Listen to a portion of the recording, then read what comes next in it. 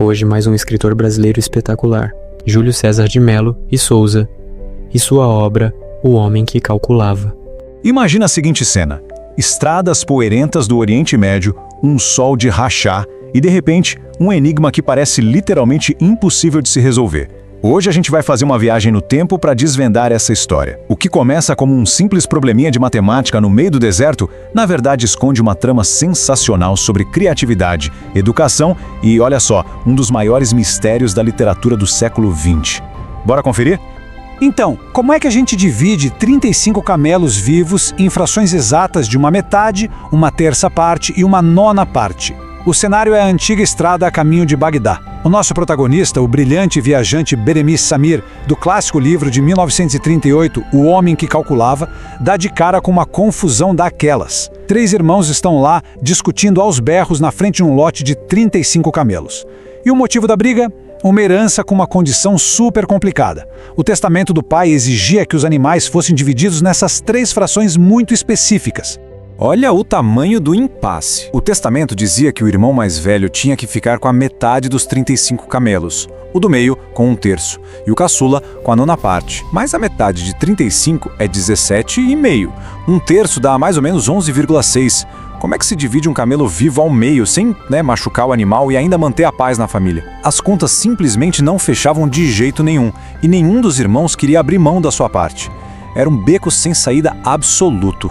É bem aí que o Beremiz Samir entra em cena e faz uma proposta que, num primeiro momento, soa como loucura total. Ele decide simplesmente adicionar à herança o único camelo do seu próprio companheiro de viagem. Ou seja, o total sobe para 36 camelos. E com esse novo número exato, a mágica acontece. A metade de 36 é 18. O terço vira 12 e a nona parte, 4. Todo mundo sai ganhando, já que cada irmão recebe mais do que receberia na divisão original. Mas o grande lance vem agora. Se a gente somar as novas fatias, 18 mais 12 mais 4, temos um total de 34 camelos distribuídos. Como a gente tinha 36 no lote agora, sobram exatamente 2. Um camelo volta pro amigo do Beremiz, claro, e o outro fica pro próprio calculista, como uma justa recompensa. Genial, não é? Mas qual é o truque por trás disso? A mágica, na verdade, já estava escondida no testamento original desde o começo. Como as frações mostram, se a gente somar as partes deixadas pelo pai, ou seja, 1/2 mais 1/3 mais 1/9, o resultado não dá um inteiro. A soma dá exatamente 17/18. Faltava ali uma pequena fatia de 1/18. O testamento era imperfeito desde o dia 1. A verdadeira sacada do Beremiz não foi tentar consertar a matemática quebrada à força, mas sim criar uma ponte imaginativa para chegar na solução.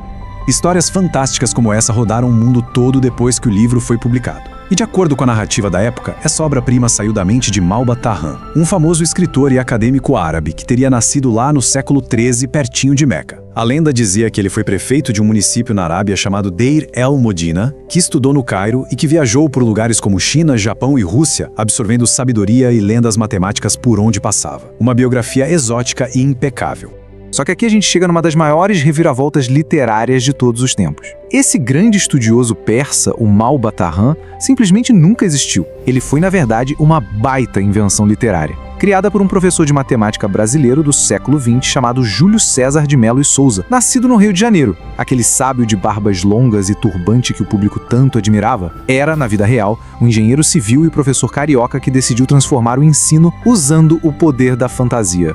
E o nível de detalhe que o Júlio César colocou para dar vida a esse personagem é de cair o queixo. Não foi só inventar um nome falso, não. A partir de 1918, ele passou 7 longos anos estudando profundamente o idioma, a civilização e a cultura árabe, antes de sequer publicar os primeiros contos nos jornais, lá em 1925. Ele até inventou um tradutor fictício para os livros, o tal do professor Breno Alencar Bianco. O negócio ficou tão bem feito que a linha entre realidade e ficção se apagou. Em 1953, o Júlio César pediu e conseguiu adicionar o nome Malba Tahan legalmente na própria carteira de identidade. Mas aí fica a dúvida, certo? Para que todo esse esforço? Qual seria o motivo de um professor de matemática aqui no Brasil criar uma figura árabe super complexa, escrever contos cheios de inspiração nas 1001 Noites só para ensinar aritmética e geometria? A resposta para isso revela uma filosofia de educação revolucionária e uma indignação enorme com o sistema de ensino daquela época. Essa frase do próprio Júlio César resume perfeitamente o sentimento dele. O professor de matemática, em geral, é um sádico. Ele sente prazer em complicar tudo. Ele mesmo chegou a tirar notas péssimas em matemática na juventude. Ele olhava para a sala de aula tradicional e via um ambiente rígido, punitivo, que dava medo. Ele até chamava aquelas exposições orais monótonas de o detestável método da salivação.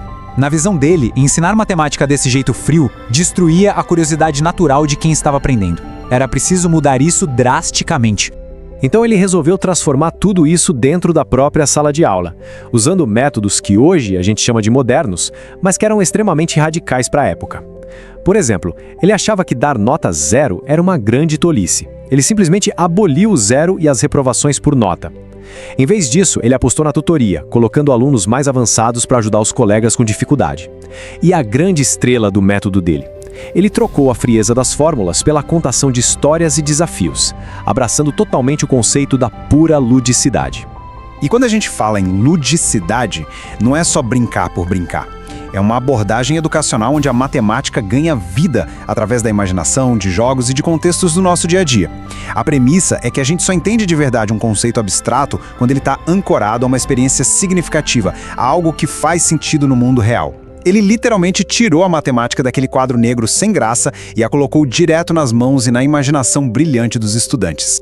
O mais impressionante é que esse pensamento pedagógico malbataiânico continua super vivo e alinhado com as diretrizes educacionais modernas. Documentos fundamentais como o Referencial Curricular Nacional para a Educação Infantil e a Base Nacional Comum Curricular trazem exatamente essa essência. A ideia de que aprender não é só repetição abstrata, mas sim trabalhar com situações concretas, formular hipóteses e aplicar muita ludicidade é hoje oficialmente a base recomendada para a educação logo nos primeiros anos de vida.